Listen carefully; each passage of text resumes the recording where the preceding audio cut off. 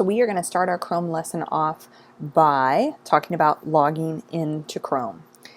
Depending on what device you're on, you are always going to want to log in to Chrome. Now, on a Chromebook, when you first sign into the Chromebook, that's actually what you're doing, is you're logging into Chrome. On a mobile device, you can go to the settings of Chrome, you can install that app on your iPhone, and you can log into Chrome. And I'll show you in a little bit all the things that sync when you log into Chrome, but let's talk about signing in.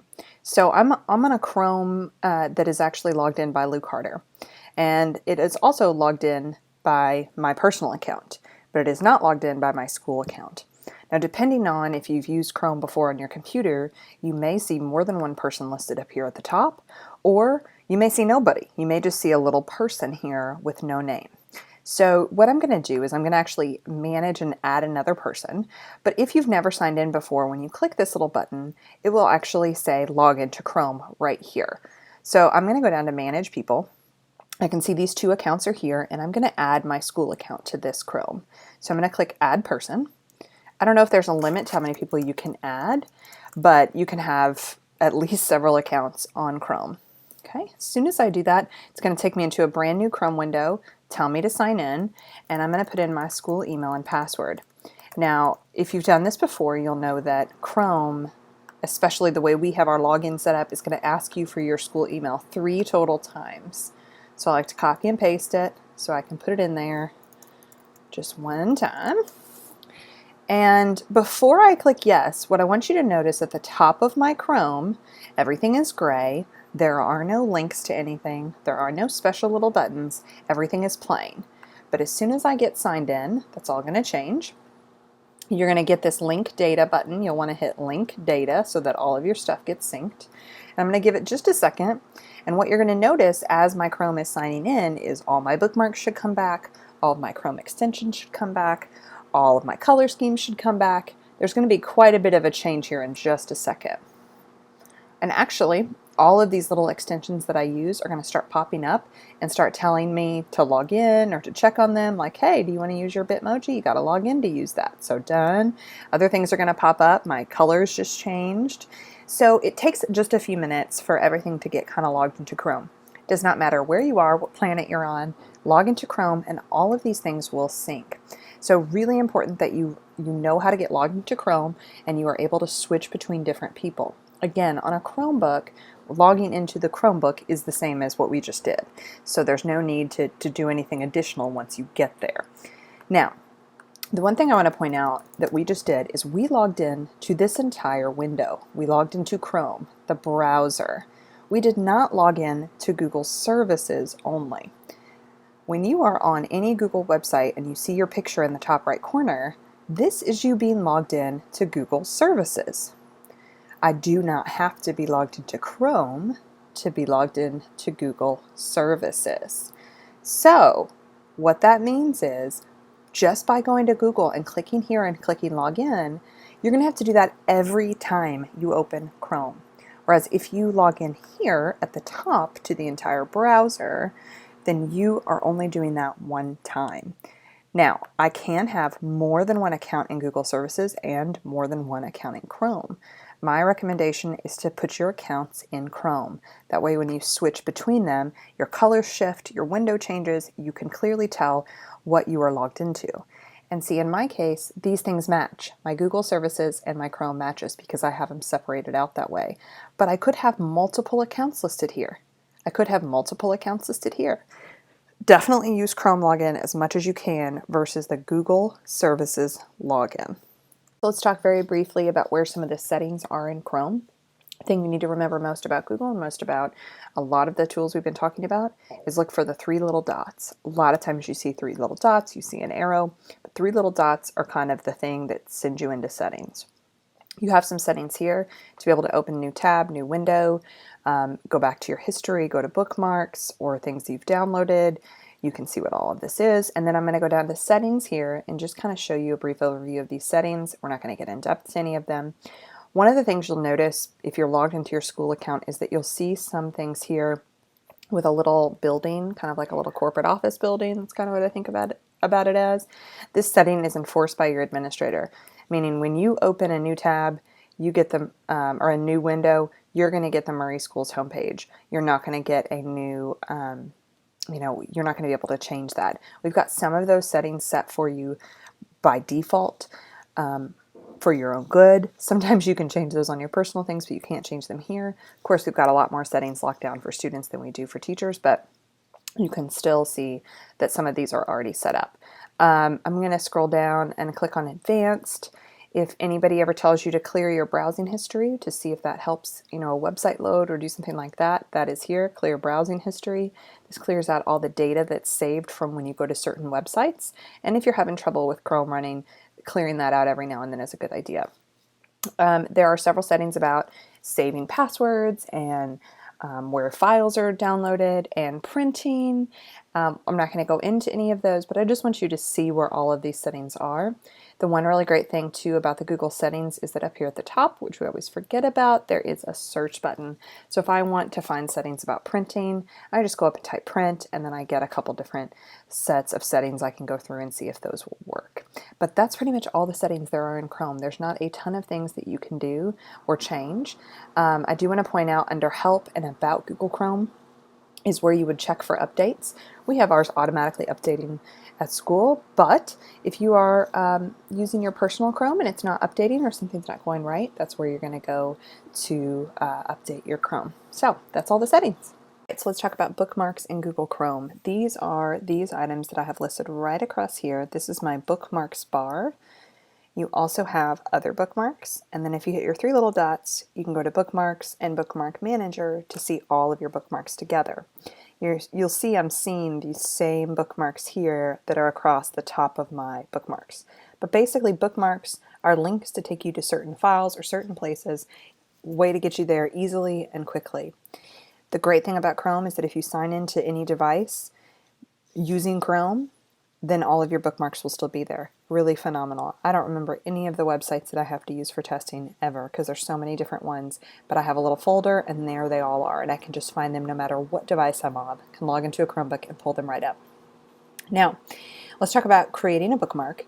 So I'm going to go, and I've been working on a new thing with CTE, and I use this all the time, so I'm always going to need to go to this website, or I need to go to it quite a bit. So from where I am, there's two ways to add a bookmark. I can click this little star here, and you'll notice as soon as I do that, it pops up, wants me to name this page and decide where to put it. So we're going to call this Business KDE. So it takes me right there. I don't want a huge long name because I don't want it to take up a ton of space at the top of my bookmarks bar. I can decide that this is a bookmarks bar thing, or I can decide that it needs to go in one of my folders that I have. For now, we're just going to go with the bookmarks bar. I'm going to click Done, and my bookmark is created. Now, I have a ton of bookmarks, so it actually got created way down here. I can click it and drag it up nearer to the top of my bookmarks if it's something I need to get to often. You can definitely reorganize and move these things around as much as you want. Now I'm going to delete this and show you the other way to add this bookmark. Just clicking right here around the HTTPS part. So I'm going to click on those words, and then I'm just going to drag this down onto my bookmark bar. It automatically creates a bookmark for me there as well. And I like that because I like to place it exactly where I want it. But you'll notice the name of the bookmark is something really long. It's getting cut off and it's taking up a lot of room. So I'm going to right click and hit edit, and I'm going to rename this so it's easier to see. Another little tip that you can use if you use something all the time like Infinite Campus or Study Island, if you know what the icon looks like and you don't need words to tell you what it is, go in, hit edit, and just take away the name completely for the bookmark. So that's Study Island. I can just click on that little thing and it'll come right back up. I don't need a long name. Now, another thing to keep in mind is you don't have to just bookmark websites. You can also bookmark files. So, for instance, here's our assignment from week 7. If that's something I'm getting to all the time, guess what? Bookmark it, put it in a certain folder, hit done, and now that file is bookmarked. I use this all the time. You can see what I've got in here for data and for sheets that I get to all the time so that I don't have to hunt and pick through my Google Drive to get there. You can even bookmark specific folders of your drive. So if you wanted to bookmark a specific area, like right here, I want to get to the middle school shared folder, I can hit bookmark and put that in files. And now when I go there, it takes me right to this page and I don't have to go clicking through folders in my Google Drive. Really handy. Now we're going to also look at the Bookmarks Manager. If you click these three little dots and go down to Bookmarks, Bookmarks Manager, this is the same thing I'm seeing up top. It's just a different way to manage your bookmarks. So I kind of like this for creating folders and for organizing things. So let's say that I've got a bunch of school websites that I want to get into the same thing. These are websites that students use. So I'm going to create a folder. Now there's a couple different ways I can do this. I can just right click up here on the bookmarks bar and click add folder. Okay. I can also hit these three little dots in my Bookmarks Manager and click Add a New Folder. So I'm going to call these Student Sites. And these are sites that, students use all the time. I'm going to move this folder up. I'll go back to my Bookmarks bar. I want this to be like one of the first things that I see. So I'm going to move it all the way up. Here you're seeing it move along my bookmark bar. I'm going to move it all the way up next to Manage Bookmarks. And then I'm going to drop some stuff in it. This is where the Bookmark Manager comes in handy. So student sites are like Study Island. Maybe I've got something like, I'm just going to drop, AimsWeb, that would be great. So I'm going to drop AimsWeb in there. And now I've created this little student sites folder with a couple of different bookmarks in it. I find the folders to be a lot easier to manage and you can have a lot more things up here at the top. Clearly I haven't managed my bookmarks in a while and they're kind of overflowing. But that's basically all you need to know about bookmarks. Just remember that you can bookmark any website, any file, any folder, any part of Google Tools. And also I will point out you have these managed bookmarks here. These are things we manage as Murray Independent, so if you see those, that's what they are. They cannot be changed by you, cannot delete them or move them around. But if you really don't need, you might not need Infinite Campus here if you've got it here, or Google Drive here if you've got it here. I like some of those things that I get to most often to be up there and accessible, but you've got them in your managed bookmarks as well, and you've got your little app switcher here that will allow you to get to your different Google apps. So that's all there is about bookmarks. So let's talk about apps, extensions, themes with Chrome, kind of all of that good stuff. I'm just going to do a brief overview of them and kind of point out the differences. So we're going to start with the Chrome Web Store. You get to the Chrome Web Store by typing that into Google. Comes up and you can click on any link that you get to. But what I want to point out is that on the left-hand side, you're going to see a couple different options. You're going to see extensions, themes, and you might see for murray.kyschools.us, you might even see apps. But Chrome has basically eliminated apps from this web store. The reason is apps pretty much functioned like going to a website. So let's say there was an app for Google Hangouts. Well, it pretty much just took you to hangouts.google.com. It didn't really do anything dynamic. Extensions are really the pieces that add more to Chrome.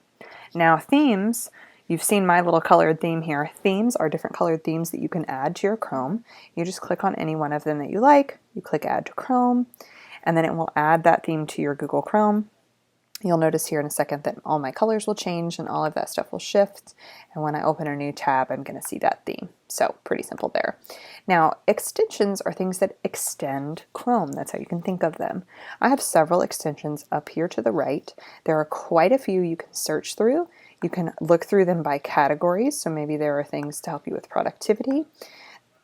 I like to search. I think you can do this, let's see, by education, and you might get some stuff that way. Or classroom. You can search for different things that might be useful to you. But let me just run through a couple extensions that are really great. In the top right, I've got Screencastify. This is how I record a lot of my videos. It's not set up yet on this Chrome that I just logged into, but you click this and you can record your screen and do a lot of great things. Send videos to your students, have your voice recorded, kind of like what I'm doing with you right now, but I'm using a different program today. But that's Screencastify. This Anyone with the Link Can View is a Chrome extension by Alice Keeler, where no matter what document I'm on, if I click this, it changes the permission to Anyone Can View and copies the link for me. Great way. Bitmoji, of course. Bitmojis are phenomenal. Everybody loves your Bitmojis. Your kids love Bitmojis. So you can add a Bitmoji extension that allows you to take your Bitmoji and drop it right in to any Google file. It's really easy.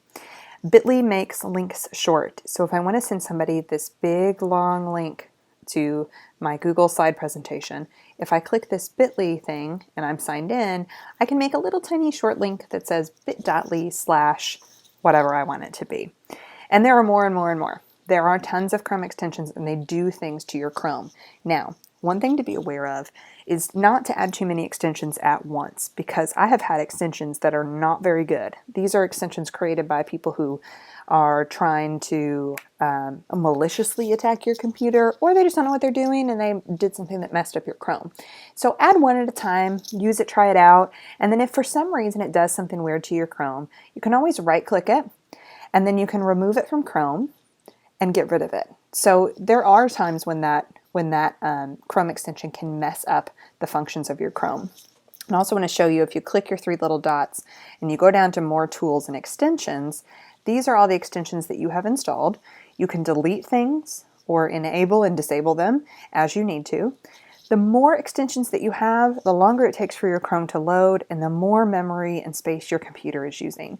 So if you don't need something like, I don't even know what this is, I feel like there's something that I use that for, but I don't need it now, I'm going to hit the little trash can and hit remove, and it will get rid of it for me. I definitely don't need the Dell Activity Light for my Chromebook here. So, go through and choose which things you want to keep and which things you don't. You'll notice here this, like I have a Google Sheets and Google Slides, but they're not listed up here. These are things that work on my Chromebook, so I'm going to leave them alone. Really only, delete the things that you know you're not going to use. But definitely try out extensions. There's a ton of them in the Chrome Web Store. It's a great way to extend the use of Chrome and make it do more things. All right, the last thing we're going to talk about is searching in Google Chrome. And I understand that most of you probably know how to do a Google search by now, but I'm going to give you a couple tips on searching for specific images and files, and also things that you may be able to use with your students. So first of all, let's do some vocabulary. I'm in Google Chrome. This box here, I can type in an address and it will take me there. All right, that's called your address bar. Well, in Google Chrome, this is called your Omni box, because not only is this little thing something you can type in a www address into, you can also make this a Google search. So earlier you saw me do Chrome Web Store. Well, I just did a Google search. There was no need for me to go to google.com, type in Chrome Web Store, and take 2 steps to do something I can just do right here. This entire box is a search box. It's called the Omni box, and you can use any of these search things that I'm about to show you here, or you can use them on google.com in the search feature. Now, I'm going to go and I'm going to search for tiger picture. Let's go with that. If you don't know by now, Google Images is a great tool. Click on Images after you do a search and you only get pictures. There are quite a few little tools within Google Images, though, that you may not know about. So first of all, let's narrow our search down. I'm going to use some of these things at the top, and I want to just do a white tiger. Now I'm going to start with Settings and go to Advanced Search. This one is a little bit more difficult, but it gives you a lot of important options. So for example, if I want a specific size of image, I can choose that. If I want a specific aspect ratio, I can choose that. I want it to be a black and white picture. You can see all of these different types, even file type. So I just want JPEG files. Maybe you know exactly what you need. And then that does an advanced search. Now, one of the things you'll notice as soon as I come back is that this Tools button is now clicked. And look at all these tools. Those are the same things I just saw. So let's start this over again. Tiger picture. Now I'm going to click on Tools, and these tools already pop up, and my settings are saved. So let's go back to any color, any file type, and oh, my tools went away. But I want them back, because what I want is a file that's labeled for reuse, something I can use legally. Or I want something that was just posted in the last 24 hours. Okay? So any of these little search tools are super handy for finding exactly what you want. And what I like to do is search generically here and then filter out what I want here. All right, so let's talk a little bit more. Let's see if we can take, let's do some news searching. So we know that Jefferson County Public Schools have been in the news, so I'm going to search for them. One of the things you'll notice when I do a just generic Google search is that I have some generic things on my pages. For instance, This search was great. It pulled up Jefferson County Schools website, pulled up their Twitter account embedded here, pulled a little Wikipedia article here, as well as profiles on YouTube and Twitter that this company has, and then it has news stories. So there's quite a bit of different things here. I want to see the news story, so I'm going to go over and click on news, and there are all my news stories. What's really great about this is I can get a lot of different sources and see kind of where all this information is coming from. So I'm going to click View All, and there's the coverage. Check that out, full coverage, big articles. This is Courier Journal, Louisville, a local source, and then other articles from other places. I can go back here, and I have some similar search tools from when I was doing my image search. For instance, I can just look for blogs. I can look for things that happened in the past 24 hours. I can sort it by the date that it was released rather than the relevance, so who's clicking on it, that sort of thing. Each of these little types of search options here the tools change based on which one you're on. All right, let's switch. We're just going to keep going with Jefferson County Public Schools and go to Google Maps. And boom, I'm on Google Maps, and I can do a search there, find exactly where it is, save that, get directions, share it with someone else. Let's go back. What else do we have? Videos. We've talked about that Google owns YouTube, so we're going to see some YouTube videos, but we're also going to see just videos from other websites. And you see my search tools here. I can see when those videos came out. I can see I want short videos.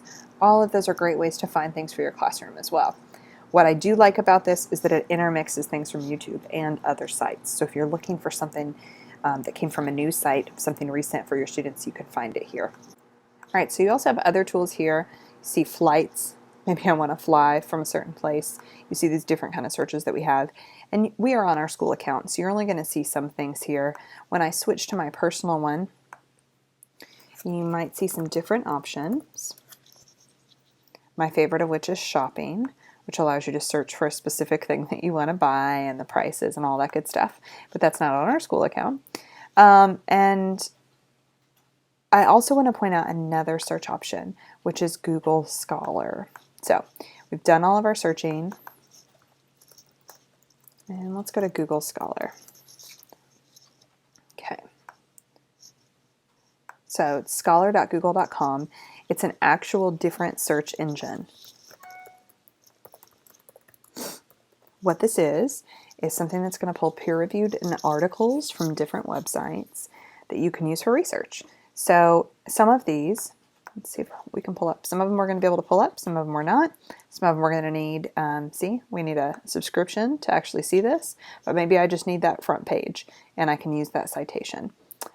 Different little articles that you can find on various topics. Great little way for students to search for some peer-reviewed sources, but again, a little tricky because they'd have to have accounts to use some of these things, but you should still know about Google Scholar. It's a great little search tool. Let's go back to our Google for one more time. Let's talk about some of the search qualifiers or things you can type in. So there are a great list out there of all these different little things, but let me show you kind of the gist of how to do this searching. And I really like learning these tips and tricks because I don't want to spend a lot of time looking through websites. I just want to be able to type in exactly what I want and get it. So let's look for Jefferson County. Let's stick with that. Public schools. But this time I'm going to put quotation marks around it. Now I'm only going to get websites here that have those words all listed together. I want that entire thing listed out. If I put Jefferson County Public Schools Tigers, I'm probably not going to get a ton. It would have to have that entire thing there, and check that out. No results found. But here's what it found if I take the quote marks away. It didn't find any website that had that entire sentence together, so that's what I want. Now let's say I want Jefferson County Public Schools, but I don't want anything that mentions Louisville, or I don't want anything that mentions Matt Bevin. So I'm going to go, and after my Jefferson County Public Schools, I'm going to hit minus Matt Bevin. Or minus Bevin. Let's just do Bevin because I'm not sure if it'll take both of those. And then any article, you see that had some different articles down here, one with Bevin's face on it. Those are gone. So anything with his name in it is gone. So you can take something out. Say you're searching for a particular famous person and there's two of them by the same name. Well, if one of them's a basketball player and one of them's a former president, you can hit minus basketball or minus president, and then you won't get any results that contain those words. It's a really easy way to kind of get rid of some different things. Now, this Google search bar also does a lot of other things, like math. So you can actually type in math problems, and it will solve those problems for you or bring up a little calculator. You can type in translate. So you can type in translate Spanish, translate how are you to Spanish. And I'm not being super, specific and nice about what I'm writing. I'm not writing it in a full, sentence here, but check this out. Google Translate comes right up, finds what I was talking about, and gives me the Spanish translation. I can click on this, and it will play the Spanish translation for me. So great way. A lot of things you can do in this Google search bar that you probably didn't know, including using your voice. Translate, have a nice day. Wasn't fast enough. Translate have a nice day to Spanish. And it will do that for me. So if you have students that have trouble with writing or typing, maybe talking with their voice is something that would be great for them. Do a voice search. Lots of different ways to do Google searching. Hopefully that helps you out a little bit. But there you go.